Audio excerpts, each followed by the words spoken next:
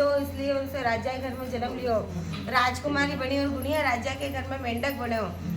फिर राजकुमारी का ब्याह कराया, जब पिता का समय आया तब राजकुमारी का बेल रुक गया। तो राजा रानी ने पूछा कि बेल क्यों रोका है, तने क्या चाहिए मांग ले। तब राजकुमारी बोली कि मैंने तो मेंढा ने सोने की साकल में बांध कर मेरे रथ के पीछे बांध दो। सबने कहा राजकुमारी को मेंढा ने भी ले जावे, तेरे कुछ तो धन चाहिए तो ले, लेकिन उसने कहा कि मेरे तो मेंढक ही चाहिए।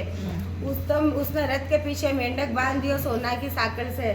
जैसे ही राजकुमारी महलों में पहुंची तो मेंढक को सीढ़ियों के नीचे बांध कर दिया। जब राजकुमारी सीढ़ियों से उतरती चढ़ती तो कहती, ए चटको मटको श्याम सुंदरी थोड़ो पानी लो पिड़ा। तो बा कहती, मैं तने कियो रे मिंडा भाई कातिकड़ो ना। एक दिन राजकुमारी की देवरानी जेठानी ने सुन लिया, सोचा कि राजा कोई रानी ने लाए या जादूगरनी ने। उन्होंने राजकुमार से कहा कि तू रानी लाए कि जादूगरनी।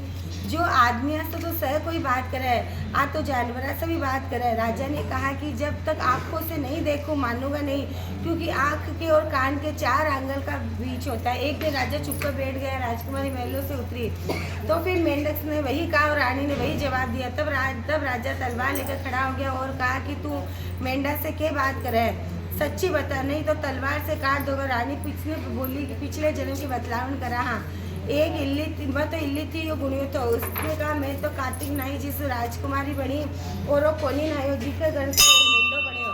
इसलिए हम दोनों पिछली बात करा। राजा ने कहा कि कार्तिक नहाने से इतो फल हो गए तो मैं अपन दोनों जोड़ा से नहाऊंगा। कार्तिक नहाने लगे, खूब दान पुण्य करे जिससे हमें आगे इससे ज़्यादा फल मिलेगा। दोनों कार्तिक नहाने लगे, राजा के घर खूब धन संपत्ति हो गई। ये कार्तिक मारा जैसे इल्ली ने टूटे पीछे कोई सब ने दीजिए और जिसे गुड़िया ने दीजिए कोई ने मत दीजिए। 2 माँ बेटी थी, वह रोजाना नित्यनेम की कहानी क्या करती थी। उसके बेटे ने कहा माँ नित्यनेम की कहानी कहूँगी। माँ ने कहा बेटी तेरी कहानी ससुराल में कौन सुनेगा। जिद की और नित्यनेम की कहानी करने लगी। इसकी शादी ससुराल गई तो सबसे कहती कि मेरी कहानी सुन लो। कभी कुछ न कुछ बहाना बना कर टाल देते, कोई कहानी नहीं सुनता, वह भूखी रहती। एक दिन पड़ोसन बोली मैं तेरी कहानी सुनूंगी। वह आती जाती सुनती तो बहू खा लेती। एक दिन ननद ने अपनी माँ से कहा माँ भाभी पड़ोसन के कहने पर तो खाना खा लेती है और हम कहते तो नहीं खाती। माँ ने कहा उससे मना कर देना। उसने कहा अच्छा। लड़की ने पड़ोसन से मना किया तो पड़ोसन ने उसके पति से कहा उसकी बेटी मना करती है। पति ने कहा कि उसकी माँ मना तो मत कर। अगले दिन सास ने मना कर दी, पड़ोसन नहीं आई। बहू की कहानी कोई नहीं सुनता, वह भूखी रहती। ससुर ने पूछा बहू कैसी है तो सास ने कहा अच्छी है, कामकाज तो कर लेती मगर कुछ खाती नहीं है। ससुर ने कहा कि बड़े घर की बेटी है, काम करने से थक जाती होगी, इससे काम मत कराया कर। लेकिन मैं फिर भी नहीं खाती। धर्मराज का आसन डोल उठा कि इस नगरी में ऐसा कौन है जो भोजन नहीं करता, उसे बुलाओ। स्वर्ग से विमान आया। सास बोली मैं चलूं।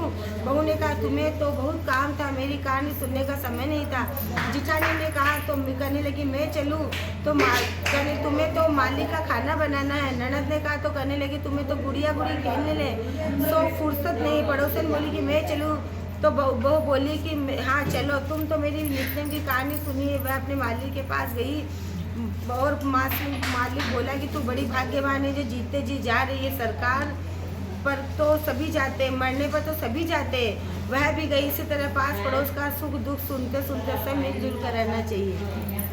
कार्तिक के महीने में सब कोई तुलसी माता की सींचने जाते हैं। सब कोई तो सींच के आ जाती है। गुड़िया माई आती है तुलसी माता से रोजना करते। तुलसी माता की सत की दाता मैं बेलू सींचो तेरो तुम निस्तार कमर। तुलसा माता अडवोले गडवोले पीताम्बर की रोटी ले मीठा मीठा घास दे, बैकुंठ का बाल दे, चक्का की चाल दे, पटके की मोद दे, चंदन को काट दे, झालर की झनकार दे, साई का राज दे, दाल भात का जीवन दे, 11 को दिन दे। श्री कृष्ण को काट दे। इतनी दाल बात हो गई। तुलसा माता सूखने लगी। एक बार भगवान श्री कृष्ण ने पूछा हे तुलसा माता तुम्हारे पास तो कई औरतें आई, तुम्हें तो जिमावे गावे जो भी तुम्हें सुख सूखने लगी। इतनी तुलसी माता ने कहा कि एक बुढ़िया माई आवे रोजिना इतनी बात करके जावे, मैं तो सब कुछ दे दूंगी कृष्ण भगवान पर थारो काम तो कटे से दूंगी। थोड़े दिन बाद बुढ़िया माई मर गई। सब कोई पूछने लग गया। वह इतनी भारी हो गई कि कोई इसी से भी नहीं उठी। सब कोई करने लगी पाप घाट की माला फेरती होगी जिससे इतनी भारी हुई। भगवान बूढ़े ब्राह्मण का रूप धारण करके आया।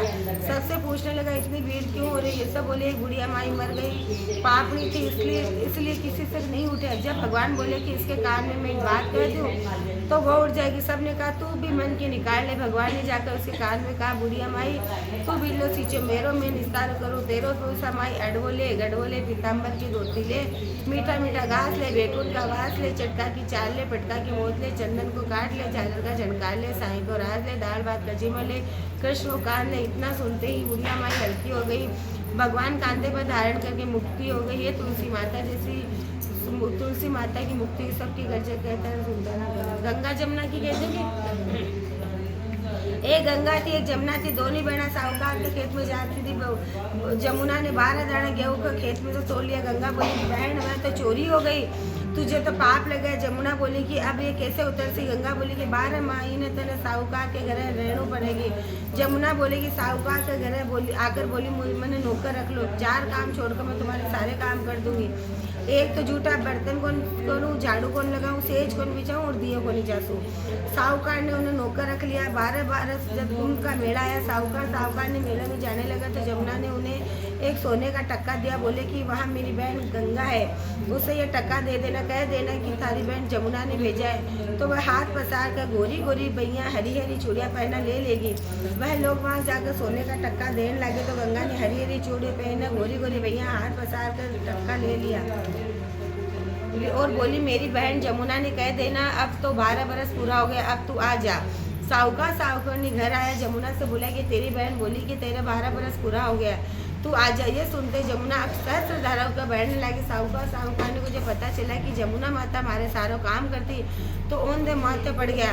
वो सोचने लगी अब हमारा पाप कैसे उतरेगा। उधर जमुना गंगा के पास गई तो गंगा ने पूछा कि तू साहूकार ने धीरज बंधाकर आई या कोनी।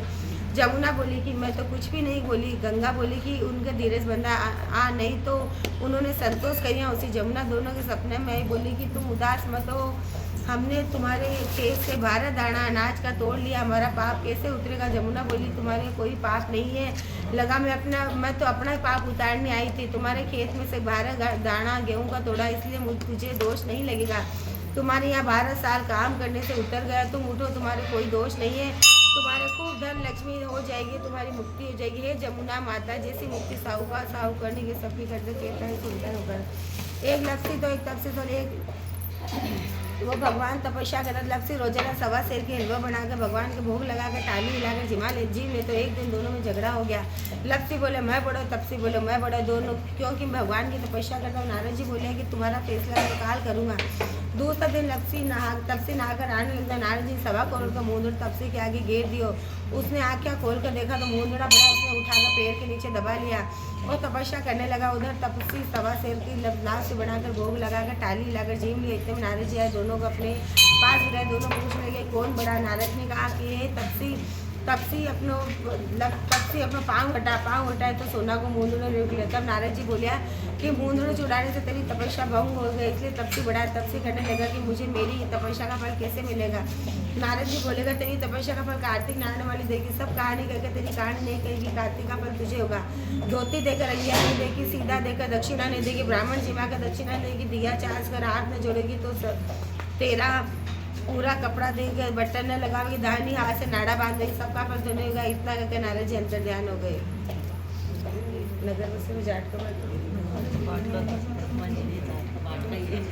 चलो गणेश जी की कह दिया।